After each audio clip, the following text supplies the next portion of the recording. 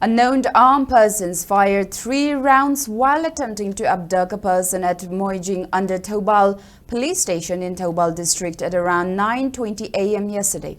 According to All Moijing Coordinating Committee AMCOC convener MD Amin MM, the person whom the armed persons tried to abduct was identified as 36-year-old MD Jamir, son of Jahur Ali from Moijing Awang Laikai, Ithat Mapal. Addressing a press meet held today at its office at Moijing, AMCOC convener MD Amin MM asserted 2 armed individuals exited from a black Hyundai i20 car and attempted to abduct Zamir when he stopped to refuel his 2-wheeler vehicle at an oil pump near Moijing Iroipat, adding that Zamir was returning from dropping his son's tiffin box at New Model English School, which is merely 100 meters away from the scene. Further elaborating on the incident, the AMCOC convener stated that the armed individuals hastily fled the scene, firing 3 shots as bystanders rushed to intervene while Zamir struggled with his assailants.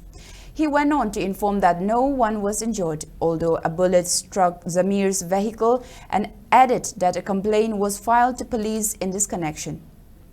Strongly condemning the incident that the occurrence of such incidents have become quite frequent in the state, he demanded the individuals involved in the criminal act to clarify on the matter and drew the attention of the government to the incident.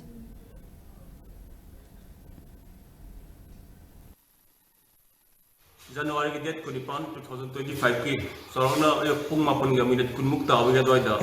Moijing the boxaba aduga Moijing the saujaba Mohammed Jamir Ahmad maxi black color gi i20 da lakwa miyoi ahumna gari khamu kanom ta hangi haraga khamo matungda pulai paiba ani chong thraga masi phana naba khona bazane kogi new model English school da laiba angang thinba van gi driver sing aduga lekai adwai gi mi sing si moi inna basi ubadagi chensil padagi haiba pulai paiba miyoi sing si nomai round ahum kapamaga makoi si mafam thado sian gre haiba nomai si kapam matam da basada direct kapagi khudam phangi maram di magi nakna laiba gari da panbagi gai gi solo lei adobo matang sida thamjani mofam de hoji si tasengna Manipur da leiba